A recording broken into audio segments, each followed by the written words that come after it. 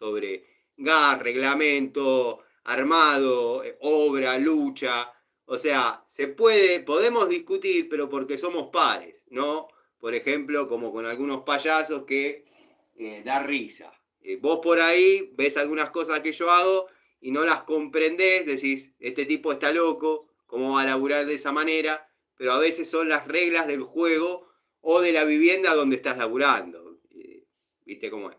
Pero bueno, aprovecho ahora que te cruzo en vivo, te pido las disculpas. La Bremen 81-25 estaba a 45. Y después que Larry la popularizó, la subieron a 57. Sí, es muy probable, es lo que comenté unos minutos atrás. No lo digo por mi canal, no lo digo por mi canal, esto es sincero. Lo digo porque por ahí somos muchos los que estamos haciendo presión en las ferreterías, pidiendo esa herramienta, y claro, se infla, como pasó con la Inco de 6 usos, la pinza Inco de 6 usos, arrancó de 14, al otro día estaba a 22, después creo que en un momento, en un momento llegó a 27 y ahora está a 19, que es un precio lógico. Sí, es la que estamos hablando de la... hay un video, yo no lo he visto, no lo he visto, pero hay un video en un canal de renombre donde me han contado que las comparan, las testean, las prueban, le da para atrás, para adelante, posiciona, todas las clases. Gracias, Tano, por tomarte el tiempo. Y otra consulta. Vi que vienen unos peines regulables para la terraja fija como la Sanogas. No sé. Mirá, en mi experiencia, yo tengo una terraja regulable española de media a 1,25. Y verdaderamente, bueno, obviamente se hace en 2 pasadas.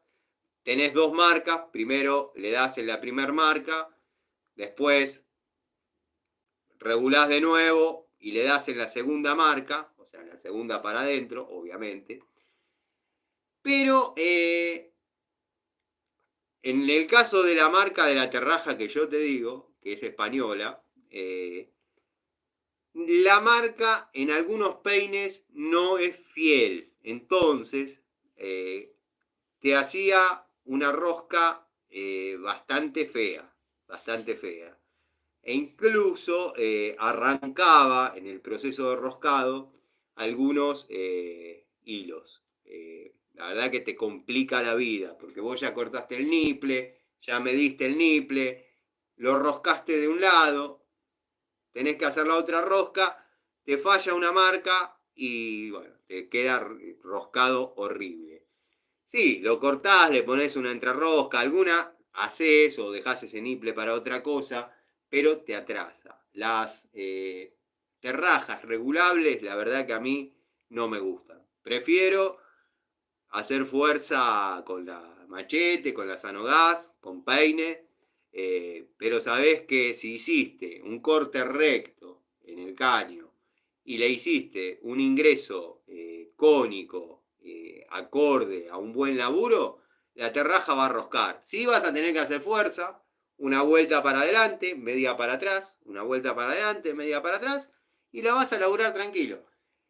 Y estamos hablando mucho de terrajas, no te olvides de la morsa. La morsa nunca tiene que quedar floja. Vas a apretarla con el mango, o sea, con su correspondiente manija.